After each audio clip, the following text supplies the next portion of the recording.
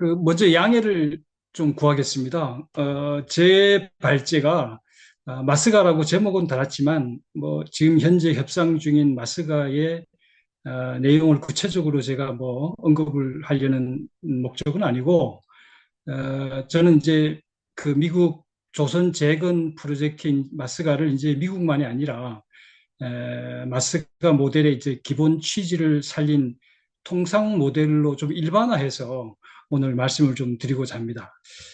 제가 마스가 모델의 취지를 한마디로 저는 10여 년 전부터 제가 이 말을 해왔는데, 배를 팔면은 을이지만 조선 산업을 육성해주면, 즉 상대 국가의 국가 아젠다를 해결해주면 우리가 갑이 된다라고 이제 표현을 해왔습니다.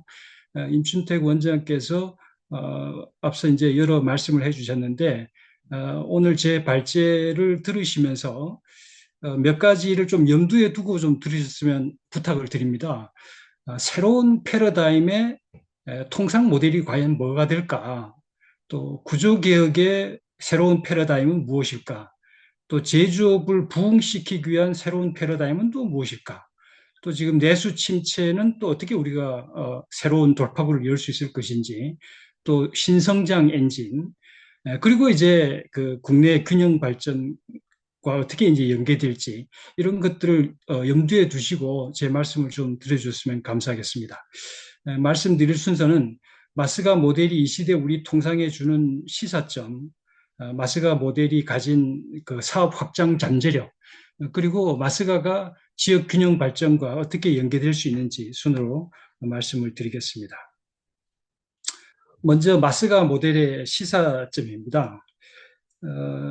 지금 현재 우리 이제 그 통상 모델이 상품 제조 수출형 이제 통상이라고 정의를 할 수가 있는데, 마스가 모델이 저는 이 대안 모델이 될 수가 있다라고 생각을 합니다. 지금 우리 상품 제조 수출이라는 것은 이제 소수 대기업 중심의 수출 산업인데, 낙수 효과가 떨어지면서 국내 경제와의 연결고리가 끊어졌기 때문에 일자리 문제라든지 중소기업 문제, 또 지방 경제 침체 문제, 내수 문제와 같은 경제 사회적 문제 해결을 할 수 있는 질적 성장을 더 이상 기대하기 어렵다, 이렇게 저는 봅니다. 그래서 이제 마스가 모델이 기존 상품 수출형 모델하고 다른 점은 K제조업의 서비스와 국제 수지 선진화, 팀 코리아 융합이라는 속성을 가지고 있습니다. 먼저 우리가 제조업으로 축적했던 기술과 생산성 노하우를 활용을 해서 상대국의 국가 아젠다에 맞춤형 솔루션을 제공하는 소위 K제조업의 서비스 산업화 시키는 통상 모델이 마스가라고 저는 이제 보고 있습니다. 그다음에 이제 국제 수지도 현재 우리가 무역 수지 흑자 중심의 이제 어떻게 보면 개도국의 전형적인 그 국부 창출 방식인데, 이거를 이제 선진형으로 그 본원 소득 수지나 서비스 수지로 옮겨가는 국제 수지를 선진화시키는 이제 그런 그 통상 모델이라고 보고, 지금까지 수출이라는 것은 이제 개별 기업 단위의 플레이였는데, 마스가와 같은 것은 대기업뿐만이 아니라 그 대기업의 앵커로 엮여져 있는 생태계로 묶여져 있는 기자재 중소기업도 같이 이제 나가야 되고, 또 연관성이 높은 조선 산업과 철강 산업이 또 함께 나가야 되는 것처럼 국가 단위의 융합을 요구하는 통상 모델이다, 이렇게 이제 볼 수가 있겠습니다. 그래서 이제 저희가 그 FTA 이제 지금 이제 FTA가 이제 시효 기간을 끝났다고 본다면은 FTA 1.0 시대에는 우리가 이 수출 시장 다변화, 또 수출 품목 다변화의 이제 드라이브를 우리가 해왔는데, FTA 2.0이라는 것은 그 상대 국가와 경제적으로 화학적으로 이 결합된 소위 하나된 경제 공통체를 지향하는 것이 아닌가, 이렇게 이제 생각이 듭니다. 그래서 우리가 이제 그 1970년대에 오일 쇼크를 중동 붐으로 극복을 했고, 또 IMF 위기는 중국 시장이 열리면서 이제 돌파구를 찾았는데, 지금 이제 다시 맞닥뜨린 이 제3차의 위기라고 이제 할 수 있는 이 제로 성장의 위기는 국제사회의 제2, 제3 마스가를 확산하면서 돌파할 수 있지 않겠나, 이렇게 저는 생각을 합니다. 그다음에 두 번째로 이제 마스가 모델은 지금 당장 우리 발등에 불이 되고 있는 석화, 철강 등 중공업 구조 개혁의 플랫폼이 될 수가 있다. 이렇게 이제 봅니다. 지금 현재 석화, 석유화학 산업의 구조 개혁은 국내 범용 제품을 감산하고 통폐합하고 그다음에 이제 제품 고도화를 하는 쪽으로 방점이 가 있는데 중국이 지금 똑같은 원칙을 가지고 우리보다가 몇 배 더 빠른 속도로 구조개혁을 단행하고 있습니다.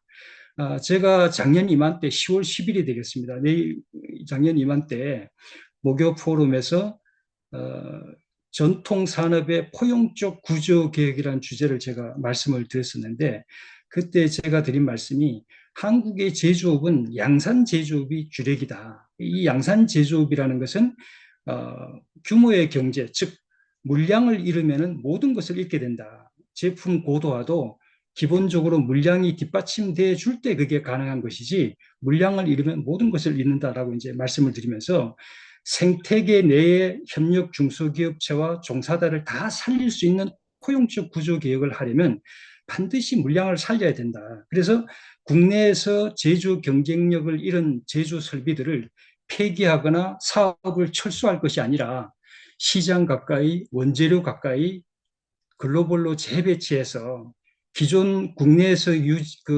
공급하던 그 공급 능력을 유지하거나 더 확대해야만 된다라고 이제 말씀을 드렸습니다. 그래서 이번 석유화학 산업이나 철강의 구조 개혁도 범용 물량을 줄일 것이 아니라 글로벌로 재배치한다. 즉, 우리 국내에 가지고 있는 경공업이나 또 이 중공업의 제조 설비를 약 70%가 지금 수출 설비인데 점진적으로 글로벌로 재배치를 해야 된다. 이렇게 이제 말씀을 드렸고, 우리가 통상 이 구조 개혁을 할 때 보면은 개별 산업의 공급 관리 중심 사고를 하고 있는데 이거를 이제 우리는 국가 산업 생태계 전략 차원에서 구조 개혁의 방향을 설정을 해야 되겠다. 예를 들면은 LCD 디스플레이 산업에서 2, 3년 전에 삼성과 LG가 모두 철수를 했습니다. 사업 자체를 이제 폐쇄를 한 것이죠. 그러면서 지금 이제 그 LCD 디스플레이 산업이 전권이 다 이제 중국으로 넘어간 상황인데 지금 현재도 세계 TV 시장 수요와 삼성과 LG의 TV 판매는 90% 이상이 LCD 베이스입니다. 그러면 지금 현재 중국의 LCD 업체들이 파넬 가격을 인상하면서 LG와 삼성 TV 가전사업부가 전부 다 지금 구조조정을 하고 있습니다. 수익이 굉장히 악화되고 있는 거죠.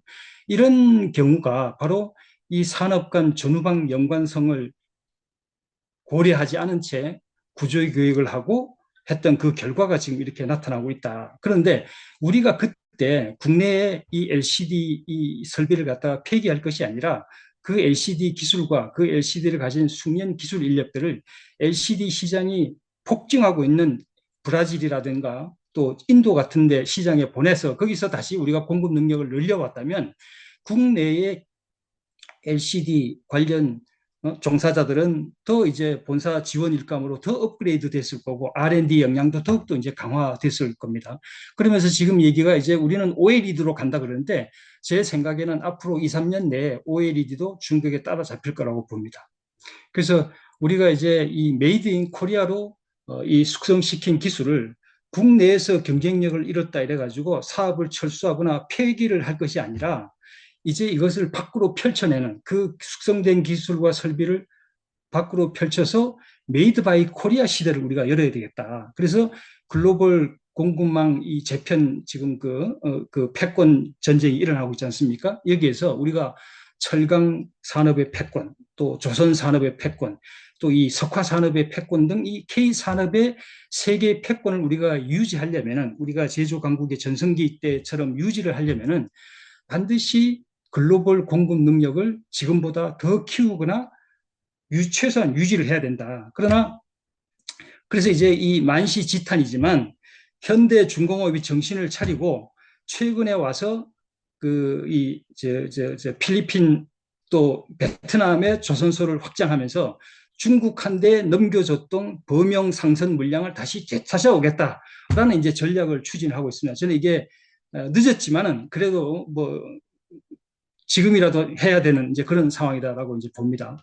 그 다음에 이제 마스가 모델이 대미 협상 카드의 레버리지가 될 수 있답니다. 지금 우리가 3,500달러 중에서 1,500달러가 마스가에 할당이 돼 있는데 하나가 장기적으로 한 10년 정도 타임 프레임을 갖고 투자를 하겠다고 약정한 금액이 약 한 50억 달러가 됩니다. 50억 달러면 1,500달러의 약 3% 정도밖에 안 되는데 그러면 나머지 이 97%라는 돈은 도대체 어디에다 우리가 투자를 할 거냐, 마스가라는 이름으로. 자, 이걸 이제 염두에 두고 지금 이제 삼성 반도체도 그렇고 현대차도 이제 미국에 투자를 하고 있는데 사실 지역의 입장에서 보면은 공장 투자라는 것은 하나의 수단이 되는 거고 그 본질적인 궁극적 목적은 지역 경제의 이제 활성화가 된다는 것이죠. 그래서 지금 그렇지 않아도 이제 미국의 트럼프도 대선 공약 때 남부에 있는 그 연방 정부가 소유한 토지를 활용을 해서 한 10개 정도의 이제 신도시를 건설하겠다는 공약을 내놨습니다.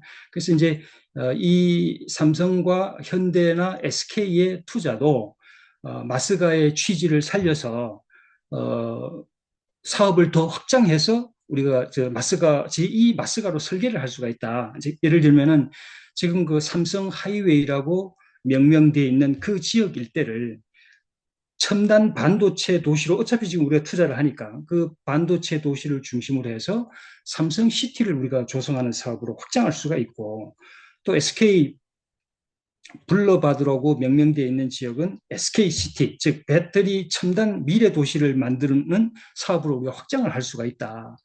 이런 사업들은 사실 미국의 빅테크 업체들이 테크 기업들이 많지만은 미국이 신도시를 건설해 본 경험이 없습니다. 그래서 이런 신도시 사업들은 이런 도시 사업은 문어발 건설과 제조와 이런 업종들을 모두 가지고 있는 한국의 대기업들이 가장 잘할 수 있는 사업 영역이기도 한 것입니다. 그래서 3,500달러 투자가 이게 뭐 주도권이 이제 어떻게 될지 이제 그 결론이 아직 안 났지만 또 그 금액조차도 아직 결론이 안 났지만 어떻게 되든지 간에 1,500달러가 되든 3,500달러가 되든 간에 미국 내에 어떤 장기 수익형 K 자산을 확보하는 기회로 돼야 된다. 이것이 결국은 우리가 무역 흑자 수지 중심에서 이제 자본 소득 수지나 또는 그 서비스 수지로 장기적으로 수익을 일으킬 수 있는 그런 이제 자산 확보가 돼야 되는데 예를 들면은 미국의 첨단 기술과 신기술을 흡수하기 위한 M&A 지분 투자 당연히 이제 K 기술 자산 확보를 위한 투자도 되겠고 또 토지 자산이라든지 부동산 자산이라든지 또는 현지 미국 현지의 어떤 원재료 원광에 대한 그런 그 자원 개발권이라든지 이런 사업권을 확보하는 장기 수익형 K 자산을 확보하는데 써야 되겠다 이런 이제 생각이 들고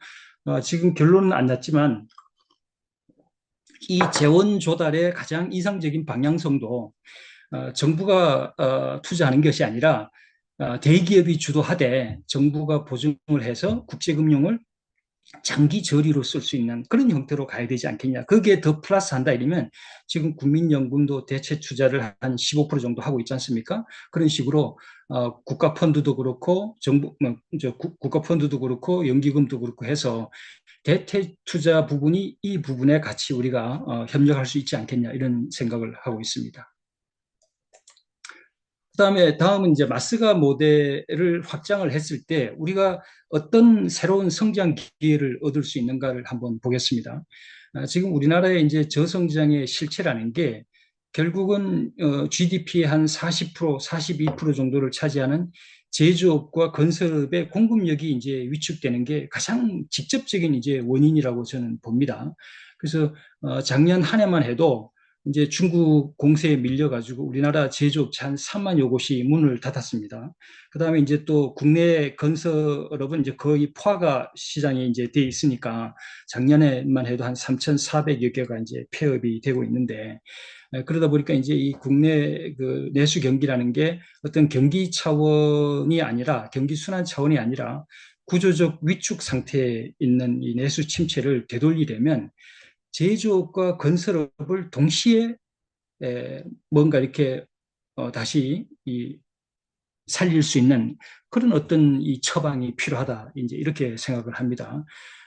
지금 현재 우리가 해외 사업을 보면은 하나가 이라크에서 그 분당급 규모의 신도시, 비스마야 신도시를 지금 건설을 하고 있고, 또 그 대우 건설이 하노이에서 또 신도시를 지금 건설을 하고 있습니다.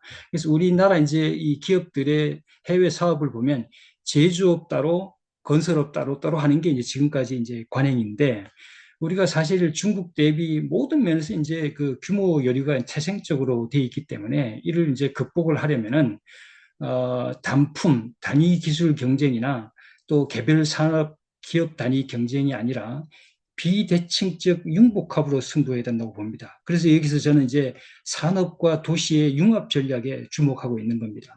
제조업과 건설업, ICT가 융합된 게 이제 산업 도시고, 이제 이거를 하나 들면은 집 한 채를 짓는 설계와 또 마을 하나를 조성하는 것은 전혀 차원이 다른 이제 기획이 되지 않겠습니까? 마을 하나를 조성을 하려면은 여러 가지 업종과 기술이 이제 융합이 돼야만 되고, 따라서 다양한 그 경제 주체들이 함께 참여해서 성장 기회를 얻을 수 있는 그런 이제 기획이, 그런 설계가 이제 앞으로 우리가 필요하지 않나 이런 생각이 됩니다. 그래서 우리나라 제조 기업들이 지금 해외에 다양하게 이제 현지 투자를 벌이고 있는데, 그 현지 투자를 통해서 현지의 제조 산업 생태계를 구축하는 것과 동시에 함께 설계하고 성장할 수 있는 플랫폼으로서의 산업도시 사업에도 주목을 할 필요가 있다. 제 생각에는 앞으로 이 산업과 도시의 결합이 새로운 투자 기회와 산업 전략의 핵심이 될 거라고 저는 보고 있습니다. 그래서 우리 사회도 제조업을 그냥 공장 운영을 하는 것으로만 보지 말고 성장 기회를 확장을 하기 위한 글로벌 플랫폼으로 우리가 바라봐야 된다.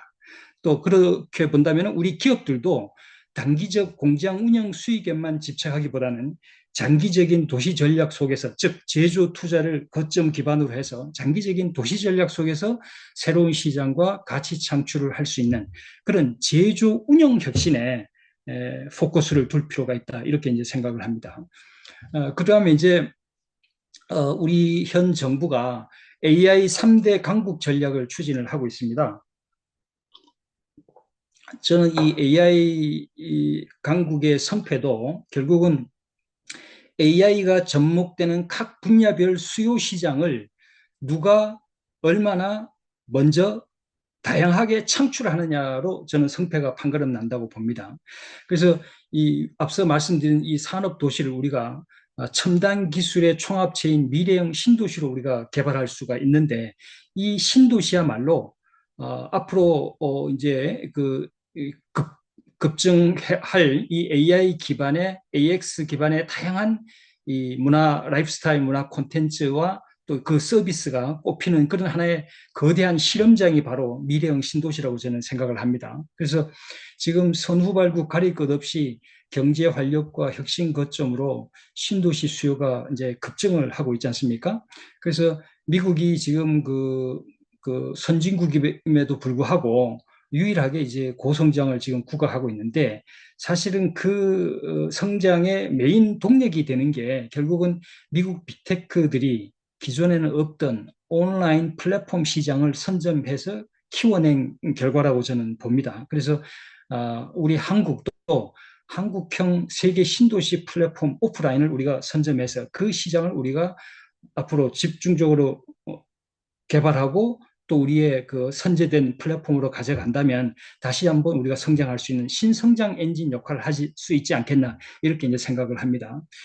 그리고 이 신도시라는 것이 국제 금융을 일으킬 수 있는 투자 레버리지 플랫폼이 또 되고, 다양한 업종과 과거 기술, 전통 기술, 신기술이 다 융합되어 있는 그런 플랫폼이기도 합니다.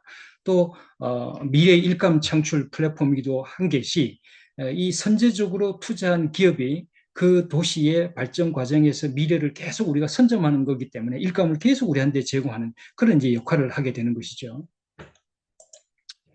그다음 이제 이 마지막으로 그러면 이 마스가 모델을 지역 균형 발전과는 어떻게 이제 연계할 것인가를 이제 말씀을 드리면은 지금 지자체를 이제 보면은 공통적으로 국제 도시화 또 1천만 관광객 유치 뭐 에너지 수도, 산업 수도, 뭐 해양 수도, 행정 수도, 문화 수도 뭐 여러 가지 이제 그런 그 공공 수도라는 경제 비전을 이제 제시를 하고 있습니다.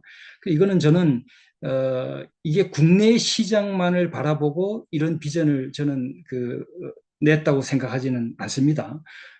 우리가 이 지자체들이 인구 수가 아니라 더 넓은 시장 확보의 국제 도시화가 지방 경제 부활의 이제 근본이라는 걸 본능적으로 이제 느끼고 있다고 저는 보는 거죠. 그래서 지방 활성화의 키는 특히 그 지방 경제 의존도가 높은 제조하고 건설 부문의 공급 과잉량을 어떻게 우리가 글로벌로 재배치해서 일감을 얻어낼 거냐에 저는 달려 있다고 봅니다. 그래서 이런 경제 비전을 달성하기 위해서 지금 우리나라 지자체들이 또 공통적으로 취하고 있는 성장 정책이 신산업 유치입니다. 신산업 유치 중심의 이제 성장 정책을 펼치고 있는데, 저는 그 지역별로 지금까지 3, 40년간 키워온 기존 주력 산업 운용 기반 성장기에 주목합니다. 이제 이를 다시 말씀을 드리면은 지역 특화 산업 생태계를 이제 글로벌로 이제 확장하는 게 되는데, 예를 들면 지금 조선 3사가 이제 멀티 야드 전략을 펼치면서 미국을 비롯해서 해외 건조 현장을 여러 개를 이제 지금 만들어 나가고 있습니다. 우리 지자체가 각 지역의 주력 산업을 앵커하는 그 소위 대기업들의 이런 해외 건조 현장 확대를 활용을 해서 이 지방 경제 침체의 몸통이라고 할 수 있는 제조 중소기자재 업체라든지 중견 건설 업체가 동반 진출할 수 있는 기회를 우리가 얻을 수가 있다. 그래서 그렇다면은 이 미국의 마스가는 사실은 거제 조선 생태계를 이식하는 것뿐만 아니라 거제 산업 도시 인프라 전체를 이식하는 일이라고 봅니다.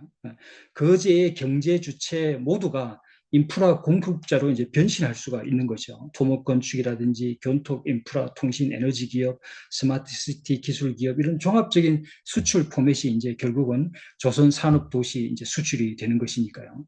그래서 조선업을 이제 예를 들면은 앞서 말씀드린 바와 같이 그 조선 3사가 미국, 사우디, 베트남, 필리핀, 인도 이 5개국에 이미 조선소를 설립하고 있거나 또는 앞으로 이제 설립 계획을 가지고 있는데 허브앤 스포크 전략을 취하고 있는 거죠. 그렇다 이러면 이 5개 국가의 새로운 건조 현장이 만들어지면서 이제 스포크 역할을 하는 거고, 그렇게 된다 이러면은 거제 조선소와 울산 조선소는 본사 현장을 지원하는 본사의 기능을 수행하면서 거제와 울산 전체가 소위 말하면 글로벌 조선 산업 수도로 변신할 수가 있는 겁니다. 마찬가지로 철강 도시 포항은 글로벌 철강 산업 수도, 또 석화 도시 여수는 글로벌 석화 산업 수도, 방산 도시 창원은 글로벌 방산 산업 수도로 거듭날 수가 있는 것이죠. 지금 요번에 이재명 정부에서 5국 3특을 그 균형 발전 전략을 발표를 했는데 그 내용 중에 하나가 서울과 수도권을 묶어서 글로벌 경제 수도가 되겠다라는 비전을 제시하고 있습니다. 그러면 서울이 글로벌 경제 수도라고 하는 게 우리가 주장한다고 서울이 글로벌 경제 수도가 되는 건 아니지 않습니까? 어떻게 우리가 능동적으로 국제사회의 연결성을 확대하느냐, 그에 비례해서 글로벌 경제 수도가 되는 게 아니겠습니까? 그래서 그런 차원에서 각 지역 경제도 글로벌과의 국제사회와의 연결성을 확장함으로 인해서 글로벌 지역 특화 산업 수도로서 다시 한번 도약할 수 있는 기회가 열린다. 이렇게 이제 봅니다. 이제 이렇게 하면은 제가 많은 분들한테서 이제 산업 공동화 우려한 이제 목소리를 많이 듣습니다. 그런데 제가 앞서 말씀드렸듯이 대한민국의 제조업은 양산 제조업입니다. 우리가 이걸 잊어버릴 수는 없습니다. 제조업이라는 게 다양하지 않습니까? 스위스 제조업이 다르고 미국의 제조업이 다르고 일본 제조업, 소부장 중심의 제조업이 다르고 이 양산 제조업이 중국과 한국이 결국은 양산 제조업의 메인인데 지금 이 양산 제조업이 이제 중국한테 밀리고 있는 거지 않습니까? 양산 제조업은 공급 능력이 축소하면은 곧바로 공동화로 이어집니다. 그럼 이게 무슨 소리? 그렇다 보니까 공동화를 방지하려면은 제조 현장을 국내에 유지해야 된다라는 생각을 우리가 하기가 쉽습니다. 그런데 지금 현재 제조 현장을 유지하고 있는 우리 지방의 그 사업장의 실상을 들여다보면 현대중공업 같은 경우 울산 사업장의 남녀 성비가 97대 3이고 울산 현대차는 94대 6입니다. 또 조선 3사는 간접 고용이 지금 거의 70%대에 육박하고 있습니다. 63%에서 거의 뭐 67%까지 지금 올라가고 있는데 이런 고용 구조를 가지고는 지방에서 배출하는 우리 대졸 남녀 고학력 청년들을 내 필요로 하는 일자리를 절대 충족시켜 줄 수가 없습니다. 그러니까 어떤 방식이든 지금 현재의 제조 현장에서 일자리를 갖다가 업그레이드를 시켜주지 않으면은 지방에서의 인력 유출은 피할 수 없는 게 돼버리는 거죠. 예. 그래서 이게 제조는 양질의 일자리라는 생각을 우리가 하고 있는데 맞습니다. 산업사회 때는 제조업이 곧 양질 일자리가 맞는데 지금 우리는 산업사회를 지나서 지식사회로 바뀌어졌단 말이죠. 지식사회에서 양산 제조업의 일자리가 양질의 일자리다? 우리 청년들이 보는 눈은 저는 다르다고 봅니다. 그래서 우리가 통계를 보더라도 순수하게 내수에 의존하는 기업하고 또 해외로 진출해가지고 뭔가 글로벌하게 매출을 올리는 해외 투자 기업들의 국내의 추가 고용을 보면은 해외 투자 기업이 아주 월등하게 높다는 것은 이제 서강대 허정 교수의 그 논문에도 이제 나오는 얘기인데 저도 그걸 참 공감을 합니다만은 그래서 결국은 국내 공장, 즉 제조 현장이 해외로 이전해가지고 생겨나는 공동화보다는 국내에서 제조 현장을 유지하려다가 중국 공세에 밀려서 일감을 잃으면서 국내에서 고사하는 작년만 해도 3만여 업체가 문을 닫았다고 제가 했지 않습니까? 이것이 국내 고사하는 게 훨씬 더 국내 공동화를 부추긴다 지금 이러는 것이고 그래서 생산 기지로서 공동화가 되느냐가 아니라 국내에서 일감을 잃으면서 투자 여력도 잃고 또 일감이 잃고 가동률이 떨어지니까 당연히 숙련 인력들도 내보낼 수밖에 없고 그러다 보니까 산업기술 역량 자체를 잃는 게 진짜 공동화다. 그래서 저는 우리가 지금 산업 공동화 마스가 하면 또 이게 이제 산업 공동화와 이제 같이 연계가 될 수가 있는데 이 산업 공동화라는 이 상식이 이 고정 상식이 쇄국적인 폐해를 우리가 가져올 수가 있다.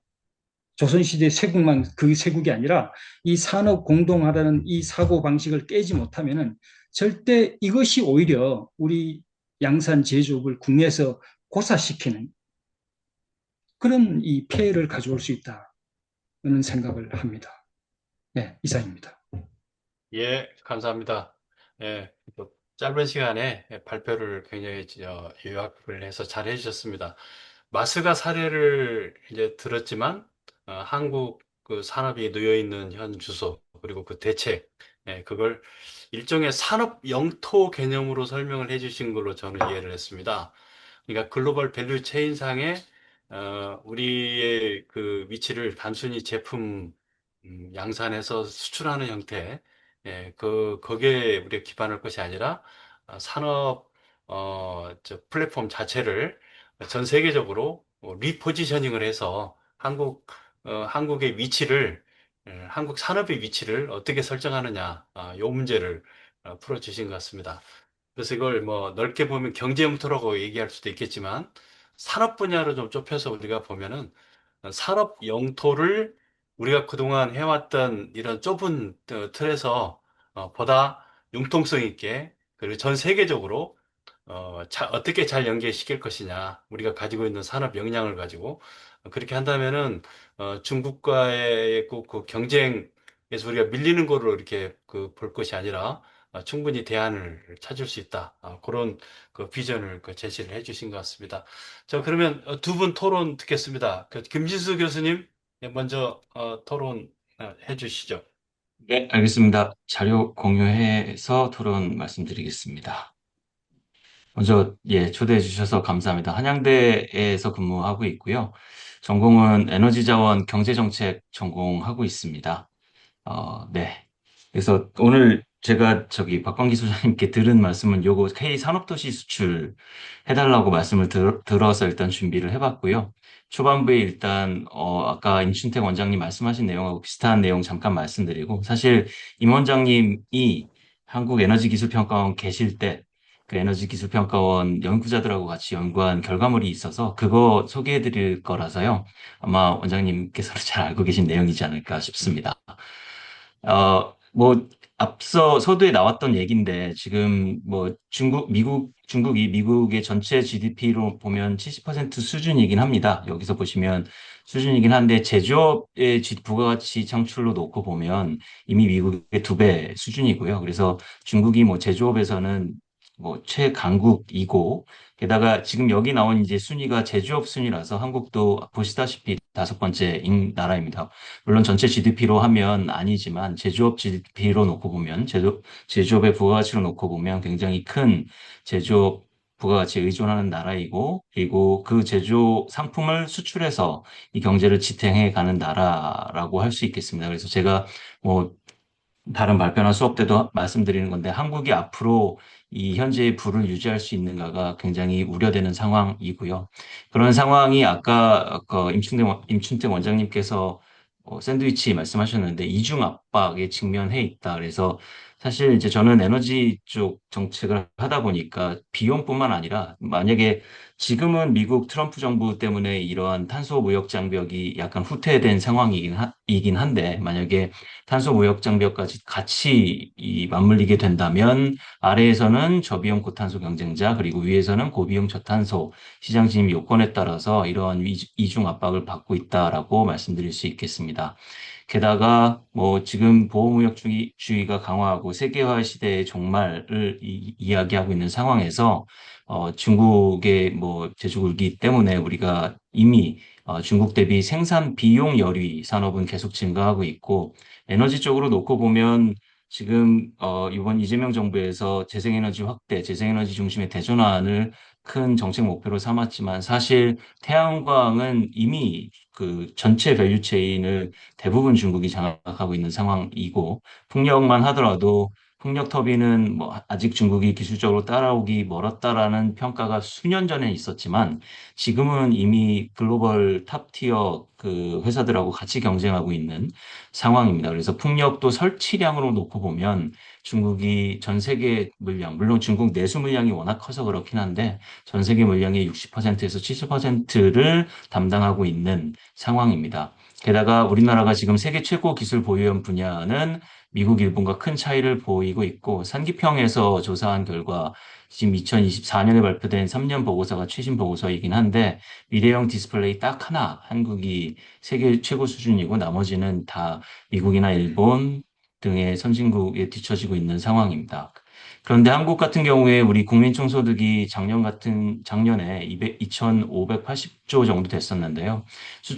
수입과 수출의 대 GNI 비율이 지속적으로 한 80% 후반 내지는 90%를 차지하고 있고 그러한 총 수출 중에서 대부분이 이제 재화 수출, 서비스 수출도 있긴 한데 재화 수출이 중심인 아까 박광기 소장님 말씀하셨듯이 기본적으로 양산형 제조업 중심의 재화 수출 중심의 경제 구조를 갖고 있고 게다가 이러한 총 수출의 60%를 차지하는 10대 수출 품목이라는 게 있는데 보시면 잘 아시는 품목들이고 이런 것들이 전부 다 현재 지금은 어느 정도의 경쟁력을 유지하고 있지만 곧 경쟁력 상실이라던가 생산비 열이 산업에 놓일 것으로 염려가 되는 산업들이라고 할 수 있겠습니다. 한국의 상황은 이런 데다가 내부적으로도 사실 만만치 않고 외부적으로도 만만치 않죠. 사실 미중 갈등이 예전에는 외부에서 우리가 고민해야 되는 요인이라고 했었는데 요즘 보면 사실 미중 갈등 때문에 그나마 한국의 제조업이 유지하고 있는 특히 에너지 분야는 더 그런 것 같습니다.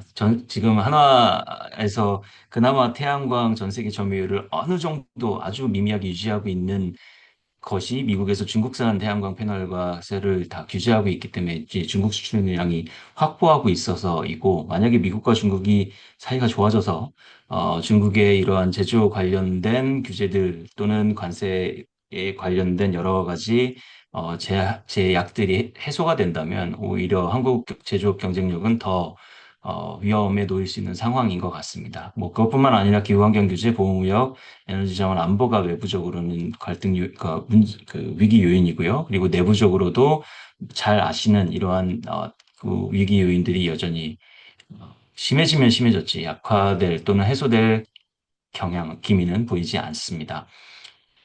여기서부터가 이제 과거에 에너지기술평가원 연구자들하고 연구한 내용인데 지금 박광기 소장님 말씀해 주신 내용이 사실은 반복일 것 같습니다. 이거를 저희가 그때 K산업도시 수출전략이라고 이정우 박사하고 같이 저는 이제 이 연구 관련해서 참여하면서 이렇게 K산업도시 수출을 했을 때 실제로 아까 이제 국내 공동화 문제에 대해서 박 소장님 말씀해 주셨는데 그게 국내 공동화가 아니라 국내 부가가치로 다시 어느 정도 돌아올 수 있다. 그래서 국내 전체 산업에 미치는 파급 효과가 정량적으로 어느 정도 수준이 되는지를 산업연관 분석이라는 걸로 분석해갖고 수치화시키는 작업을 했었고요. 그거 하면서 이제 K 산업도시 수출 전략을 이렇게 세 개, 목적은 지금 저임금 수출 생산 기지에서 현지 맞춤형 산업을 육성하자. 그래서 아까 말씀해 주신 내용이 다 이렇게 들어가 있습니다. 한국이 본산화 모호 생산 기지 역할을 하고 상대국은 제2의 생산 기지, 지금 많이들 이야기하고 있는 허브 앤 스포크 모형이 되겠고요. 그리고 국내 산업 구조도 제조 생산에서 엔지니어링이나 컨설팅이나 이런 것으로 바꿔야 된다라는 이야기, 그리고 일자리 확보 같은 경우도 우리나라 국민의 해외 일자리를 마련할 수 있다라는 이야기. 근데 요거는 요새 이제 트렌드에서는 약간 고민되는 점은 있습니다. 자세히 조금 더 설명을 드리면 목적 자체는 아까 말씀드린 대로 저임금 수출 생산 기지를 만들자는 게 아니라 현지에서 요구하는 산업을 직접 육성해 주는 방향으로 전환해야 된다라는 것이고, 그러니까 지금은 우리가 인건비 낮은 지역에 생산 공장 짓고 있었는데 그게 아니라 적정 규모 설비를 만들어주고 현지에 판매하는 방식으로, 그래서 해당국의 산업 발전을 이끌고 결국 위민형 협력 모델을 구축하는 게 K산업도시 수출 전략이라는 것이 되겠고요.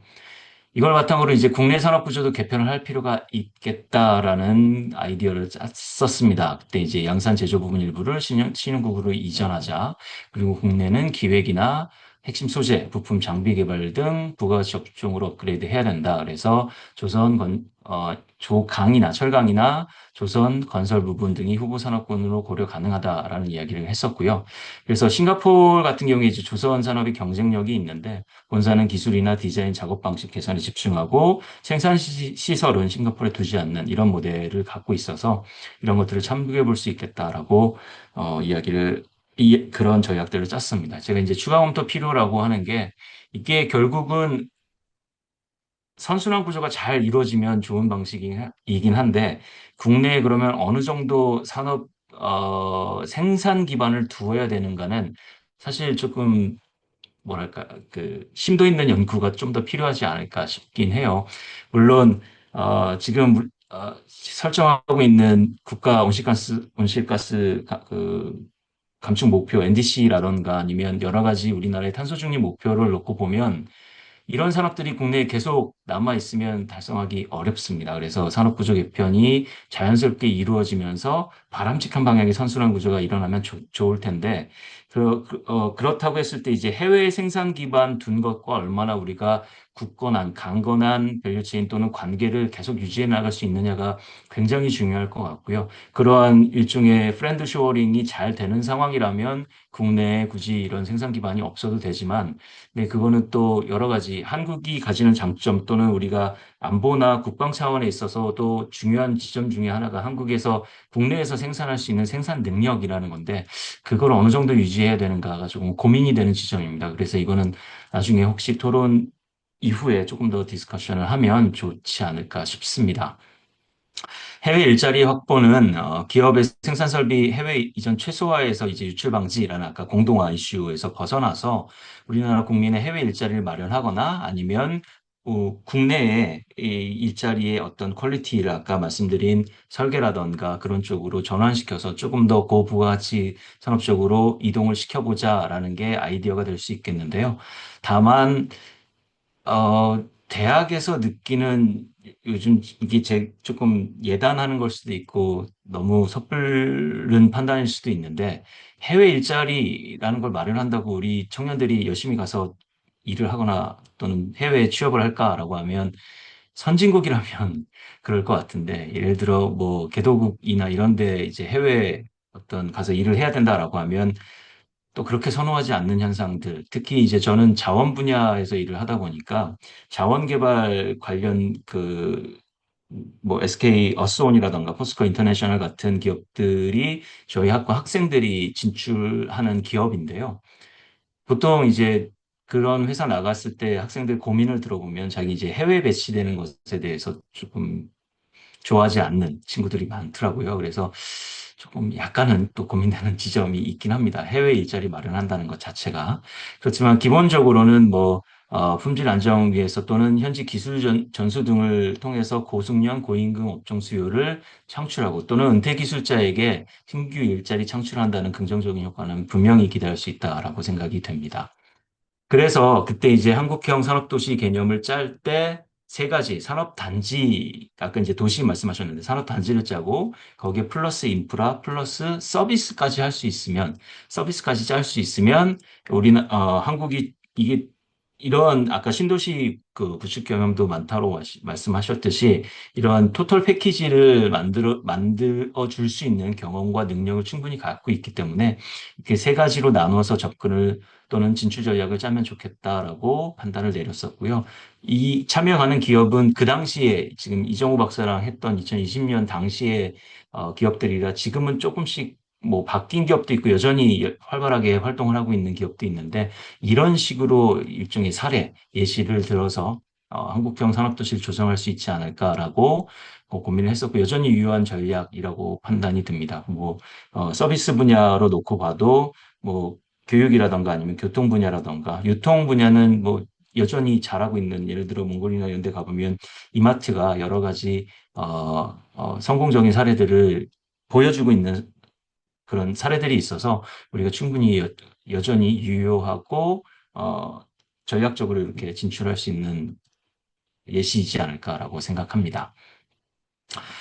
중국, 일본도 해외 진출 열심히 하려고 하고 있는데 이러한 한국형 산업도시가 중국하고 일본의 전략과 갖는 차이는 기본적으로 국내 산업 구조 고도화를 목표로 한다는 거 하나, 그리고 새로운 일자리 창출을 목표로 한다. 그리고 상대국의 산업 육성을 하는 게 목적이라고 말씀드릴 수 있겠고요. 중국 같은 경우에는 해외 진출이 기본적으로 글로벌 영향력 강화하는 것, 그리고 에너지 자원 안정적 확보. 사실 이거는 한국에 있어서도 굉장히 중요한 목표이긴 합니다.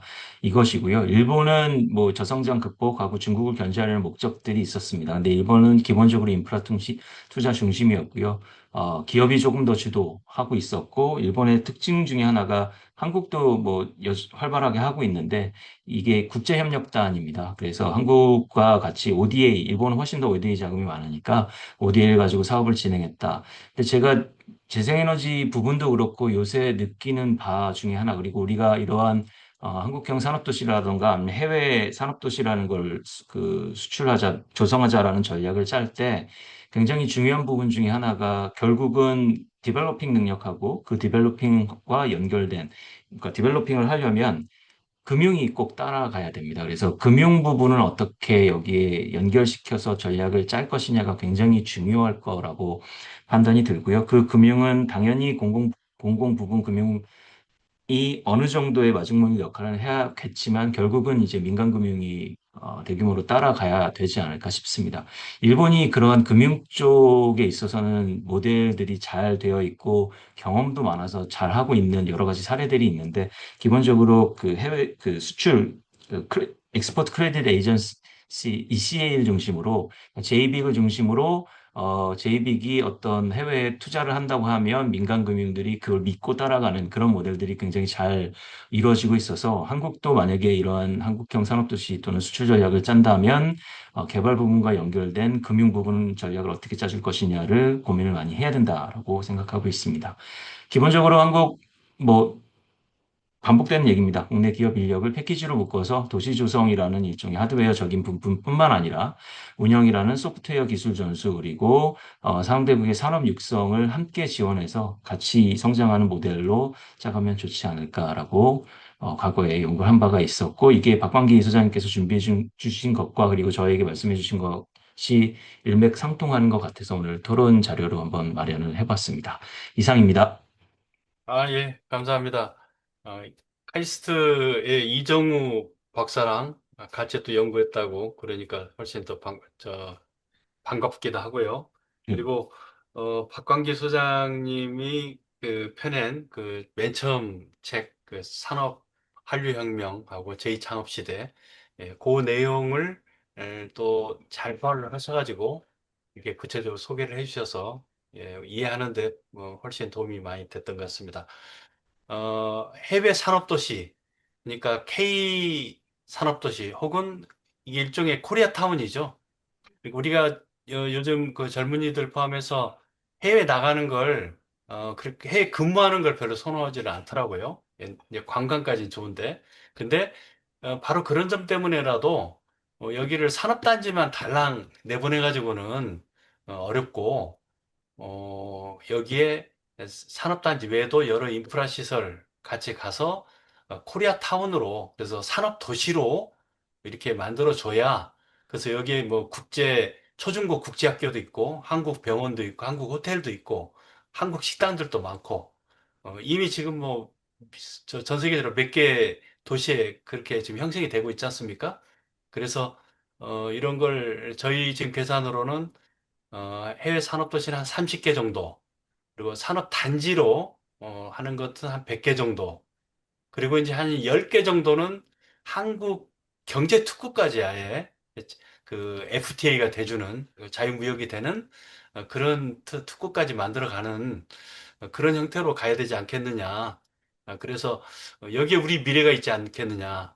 이제 그렇게 봅니다. 그래서 해외 산업도시 사례를 잘 뭐 소개를 해 주신 것 같습니다. 그래서 이렇게 패키지로 코리아타운이 돼서 한국인으로서 거기 사는데 아무 불편함이 없게 그렇게 된다면 젊은이들도 많이 나갈 수 있을 것 같고 그리고 은퇴자들도 전 세계 한 30군데 한국말 잘 통하고 하는 그런 지역에 가서 이렇게 생활할 수도 있고 그리고 해외여행도 그런 데 중심으로 가게 되고 그러면 한국인 관광객들이 많이 올 수 있고 또 거기 가서 거주할 수도 있고 하기 때문에 해외에서 또 여기 선호하는 그런 것도 훨씬 많아질 것 같습니다. 그래서 이제 겨우 이제 몇 개 이렇게 시작이 됐는데 이게 30개, 100개 이렇게 쭉 확대가 돼서 새로운 한국의 수출 모델, 그러니까 한국 자체가 수출 모델인 거죠. 그러니까 한국인의 삶, 한국에 있는 거의 모든 뭐 학교, 병원, 뭐 모든 행정기관까지, 연구기관 이런 것까지 그대로 지금 해외로 이전을 해서 해외에 그대로 카피해서 10개, 20개 이렇게 만들고, 그럼 한국은 거기에 본사가 되고, 거의 모든 분야가. 그게 우리의 그 미래의 비전이 될 수 있을 것 같습니다. 그러면 인구 걱정, 그다음에 GDP 걱정, 이런 것을 우리가 극복할 수 있지 않겠느냐. 이제 그런 그 큰 비전인데요. 어, 지금 오늘 박광기 소장이 발표하신 건 너무 좀 마스가로 좀 좁혀가지고 그 사례를 물론 들어서 하긴 했지만 좀 좁게 이해하시는 분들이 많을 것 같아요. 근데 김진수 교수님이 그 원형을 한번 쭉 소개를 해주셔서 이런 큰 거대한 플랜 속에 있는 얘기 중에 일부를 지금 우리가 사례로 들어서 한 거다. 그렇게 좀 우리가 이해하는 데 도움이 된 것 같습니다. 그럼 마지막으로 박진영 단장님 토론 해주시면 감사하겠습니다.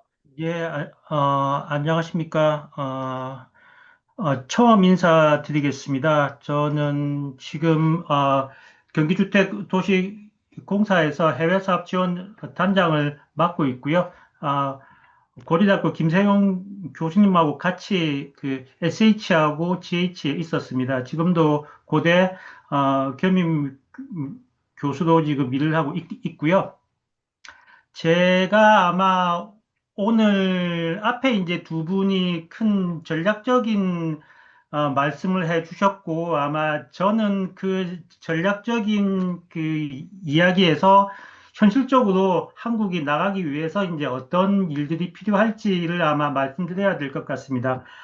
저는 원래는 도시 교통이 제 전공이었고요. 주로 이제 해외 쪽을 했었고, 아시아개발은행 필리핀 마닐라에 한 2년쯤 살았습니다. 그래서 마닐라 아시아개발은행에서 얼반 디벨롭먼트 스페셜리스트도 2년을 있었고요. 그 다음에 2017년도에 이제 제가 한국에서 한국교통연구원에 있었는데요. 이 연구원을 그만두고 두바이에 가서 두바이 교통청에서 3년 동안 청장 자문관을 했었습니다. 그래서 실질적으로 해외에서 일을 하고 그 다음에 한국의 사례를 해외에 수출하는 그런 일들을 맡으면서 아마 제가 느끼고 경험했던 것들 그리고 귀국해서 SH와 GH에서 해외 스마트 시티, 해외 신도시 사업을 추진을 하면서 느꼈던 문제 그 점들을 아마 여러분하고 공유를 하는 게 도움이 될 것 같습니다. 예를 들어서 이제 제가 두바이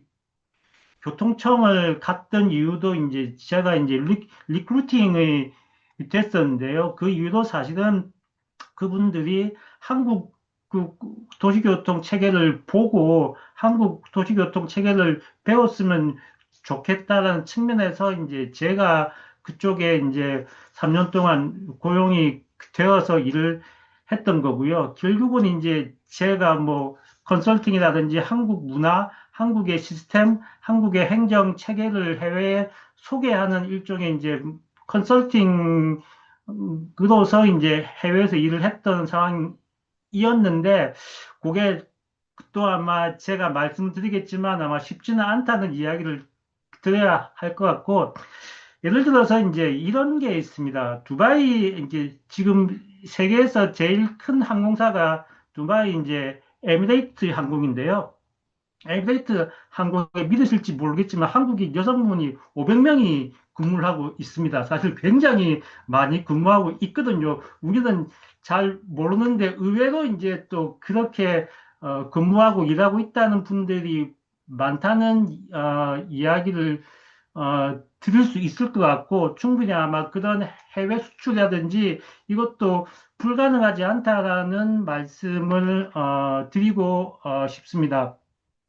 일단 제가 먼저 글로벌 추세는 뭐 이미 다들 알고 계시겠지만 간단히 지금 이제 이 정리를 하면은 현재 세계 인구의 50%가 도시 인구에 살고 있고 도시 지역에 살고 있고 유엔에 의하면 2050년에는 75%가 도시에 살 것이라고 예상을 하고 있습니다. 그래서 현재 전 세계 GDP의 80%를 지금 도시가 담당을 하고 있고 그만큼 또 전 세계 에너지 소비하고 온실가스도 70%를 이 도시에서 나오고 있습니다. 2000년 이후에 지난 20년간 전 세계 49개국 이상에서 약 150개 이상의 신도시 프로젝트가 진행을 하고 있는 상황이고요. 잘 아시다시피 뭐 사우디아라비아의 뭐 네옴 신도시라든지 인도네시아의 뭐 신수도 같은 여러 가지 이제 대규모 프로젝트가 진행을 하고 있는 그 중이고요. 24년 기준으로 봤을 때는 스마트 시티 시장 규모가 약 7천억에서 8천억이고 2030년에는 1조 5천억 수준으로 이제 예상을 하고 있는 수준입니다. 당연히 앞으로 세계가 발전할수록 이 도시화와 도시 지역의 발전은 더 가속화 될 것이라고 이야기할 수 있을 것 같습니다. 한국은 뭐 우리가 항상 잘 알고 계시다시피 이제 그 1기, 2기, 3기 신도시를 했고요. 그래서 한국의 특징, 단기에 효율적으로 건설을 하고 풍부한 경험과 시스템, 기술이 있습니다. 그 다음에 이런 그 압축된 시기에 신도시를 만들기 위해서 여러 분야의 이 전문가들이 모두 모여서 체계적으로 설계하고 건설할 수 있는 역량과 시스템이 갖춰져 있고요. 근데 이제 뭐 뒤에서 말씀드리겠지만은 이제 결국은 한국의 특징은 공공기관이 사업을 주도를 해서 진행을 한다는 이야기가 그게 한국의 특징이고요.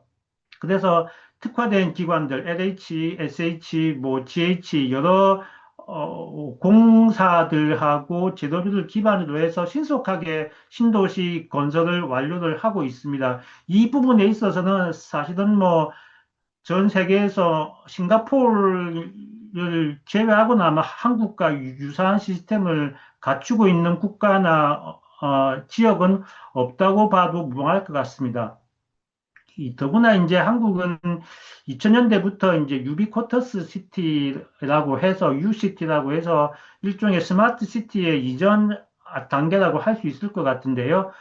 도시 기반 시설에 이제 뭐 유무선 통신망, 센서 TV 등을 설치해서 이제 이미 스마트 시티를 구축하고자 하는 시도를 일찌감치 시도를 했었습니다. 그래서 그 이후에 2010년대 중반부터 이제 UCT의 개념이 한국은 스마트 시티로 전환을 해서 뭐 세종시, 마곡, 동탄, 그다음에 부산 에코 델타 뭐 시티 등 많은 이제 스마트 시티라는 이름으로 개발을 한 사례가 있습니다.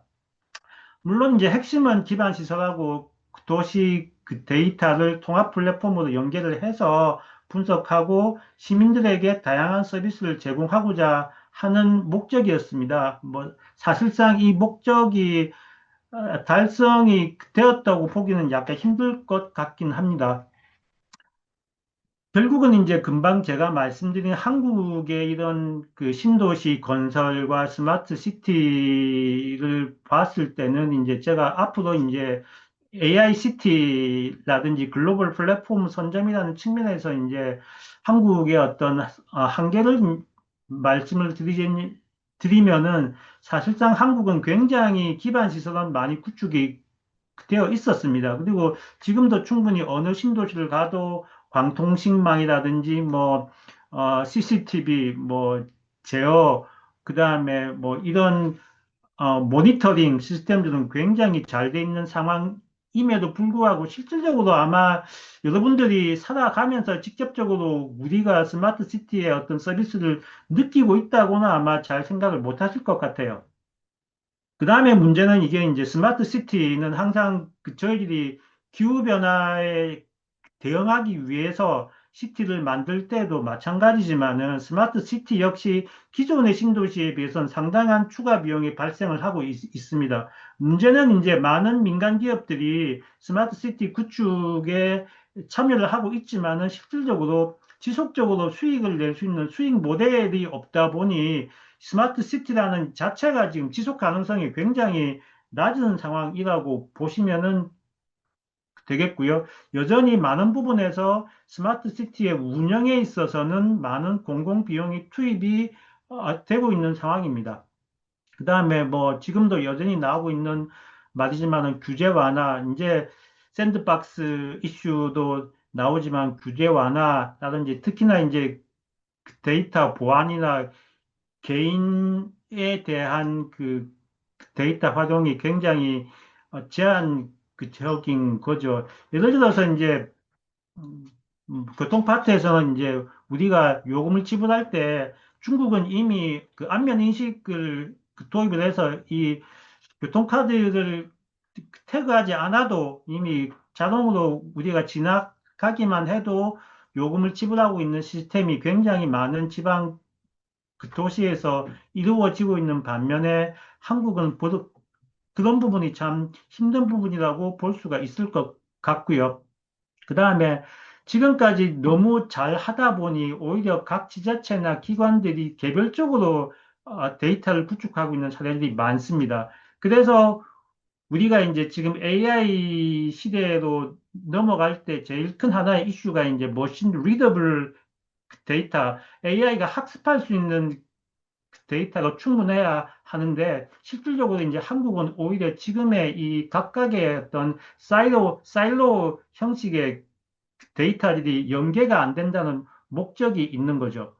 그럼에도 불구하고 분명히 한국은 UCT라는 그 개념에서 시작해서 스마트 시티에 대한 선제적인 구축과 제공을 시도를 했었고요. 그래서 통합적인 도시 구축이라든지 연계라는 성과가 있었습니다. 그렇지만 아마 우리가 이거를 제대로 도시 운영에 그 적용을 해서 실질적으로 이게 AI 시티 내지 스마트 시티라는 그런 목적을 이룬 적은 없기 때문에 아마 앞으로 저희들이 그 글로벌 플랫폼을 선점하기 위해서는 이 파트에서 어떻게 AI를 적용을 할 것인가, 구축한 기반 시설에 이 파트가 사실은 굉장히 중요한 요소라고 할 수 있을 것 같습니다.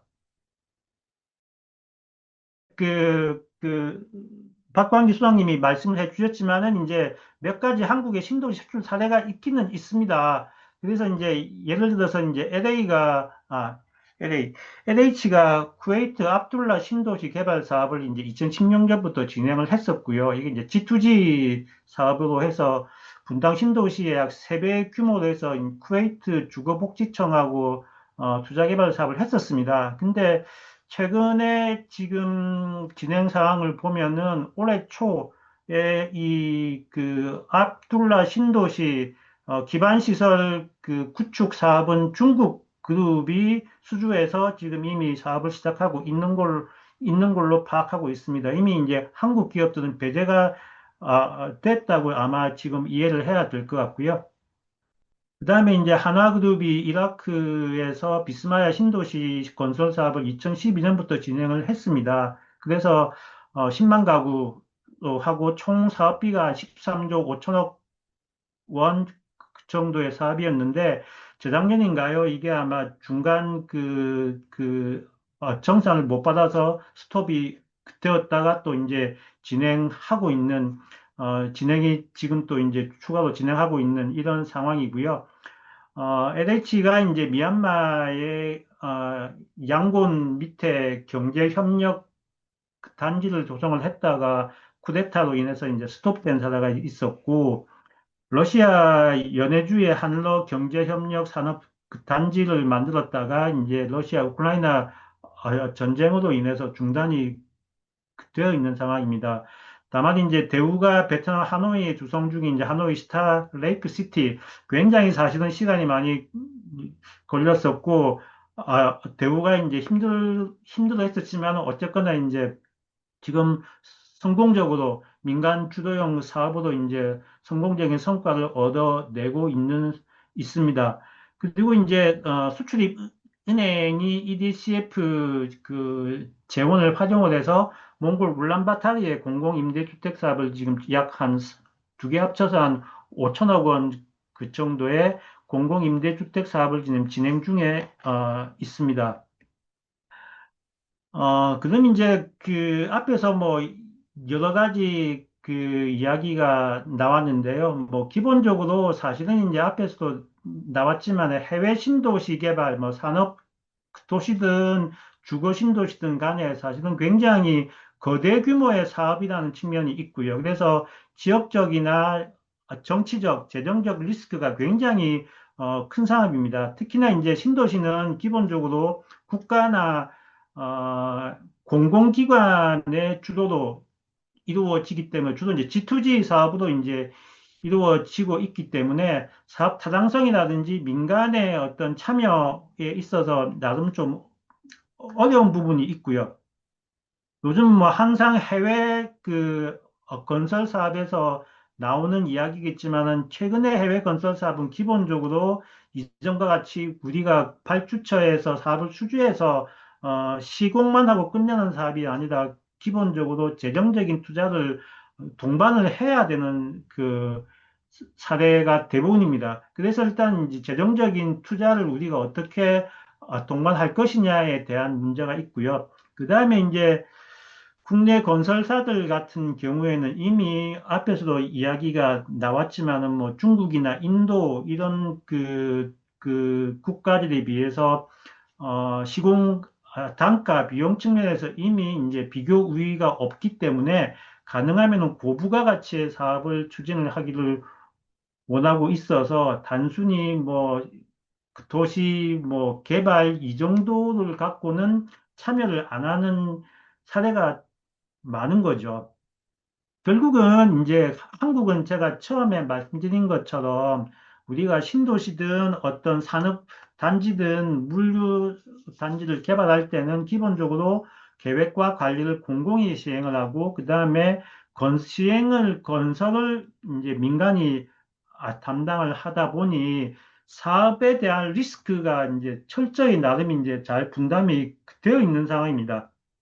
근데 이제 해외에 가보시면은 아까 뭐 한화의 비스마야 신도시든 LH의 압둘라 신도시든 간에 기본적으로 사업에 대한 리스크를 어떻게 감당을 할 것인가가 아직까지는 좀 애매모호한 경우가 많고 그래서 사실은 이제 저희들은 기술적인 그 요소라든지 경험 이런 부분은 충분히 갖고 있다고 봐야 할 것 같고요. 오히려 이제 우리가 해외에 나갈 때는 이런 결국은 수입과 리스크를 어떻게 분담할지, 어떻게 팀을 짜서 그 안에서 적절한 비즈니스 모델을 만들지에 대한 이런 부분이 사실은 가장 핵심적으로 저희들이 고려해야 될 상황이 아닌가라고 저는 생각을 하고 있고요.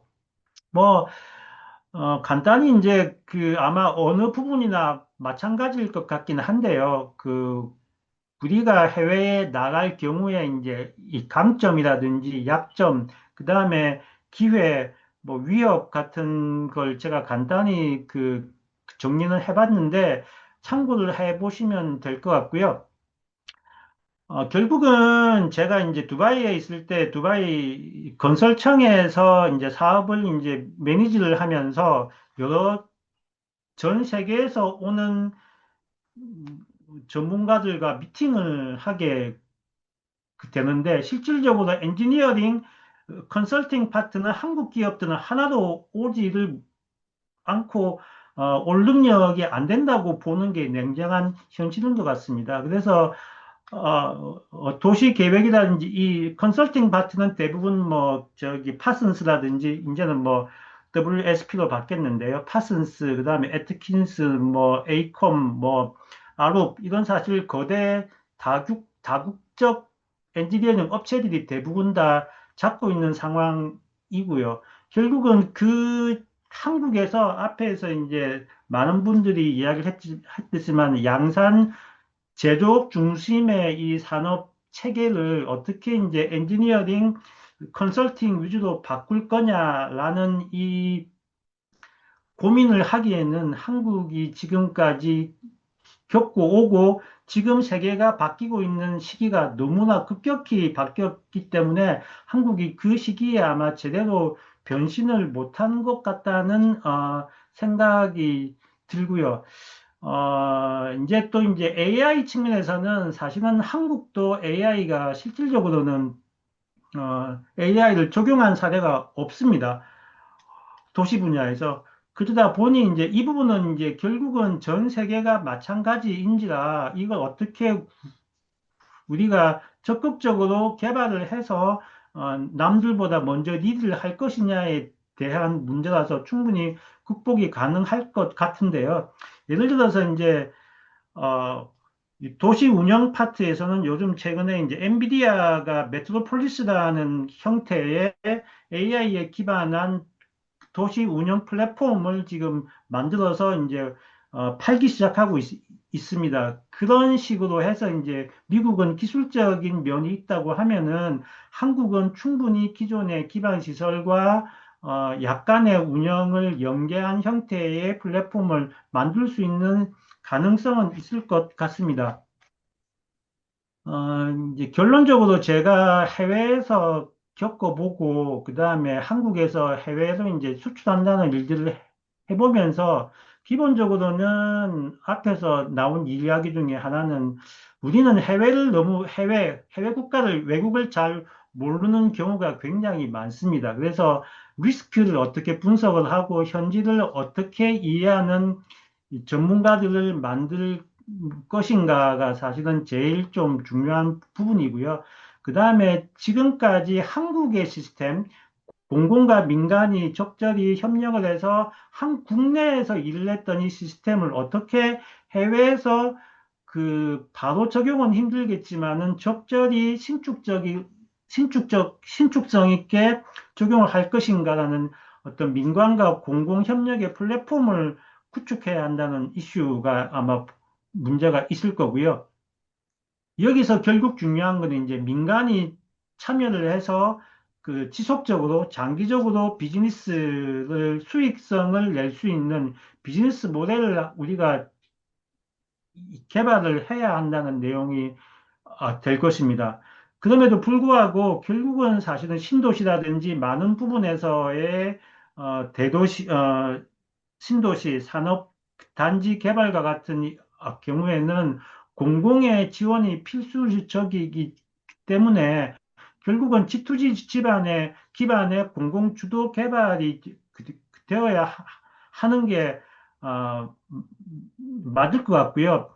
이 측면에서 이제 앞에서 이제 교수님이 이제 김 교수님이 이야기를 했지만은 그러면 이제 이 G2G 기반으로 하고 공공 주도 개발을 했을 때 어떤 파이낸싱을 어떻게 할 것이냐라는 문제. 특히나 이제 한국은 지금 파이낸싱을 할 수 있는 게 이제 수출입 은행의 EDCF인데 사실은 EDCF라는 것 자체가 굉장히 전략이 애매모호한 펀딩이라고 보시면은 될 것 같아요. 그래서 그런 문제, 그걸 어떻게 이제 우리가 창조적인 사업 참여 방안하고 재정 조달 방안을 만들 수 있을 것인가라는 내용일 것 같고요. 그 다음에 이제 제가 이제 우리가 앞으로, 그 다음에 우리가 이 정부에서 AI를 그 확산을 하고 수출을 한다고 했을 때는 어쨌거나 이제 한국도 AI를 도시 플랫폼에 운영을 해본 경험이 거의 없기 때문에 이를 보완하기 위한 국내 경업 구축이 무엇보다 필요하고요. 또한 이게 이제 국내뿐만 아니라 이제 해외에서도 시범 지역 확보를 해서 국내 기술을 한번 적용해 보는 방안도 검토할 수 있을 거고요. 그 다음에 이제 무엇보다 중요한 거는 결국은 이게 우리가 장기적인 비즈니스 측면에서는 운영을 할 수 있고 운영 시설을 그 관리하고 운영을 지속할 수 있는 수익 모델, 비즈니스 모델 수립이 필수적일 것 같습니다. 요 부분이 제가 요 KAICT 글로벌 플랫폼 시티 플랫폼 선점이라는 측면에서 말씀드릴 수 있는 내용일 것 같습니다. 예,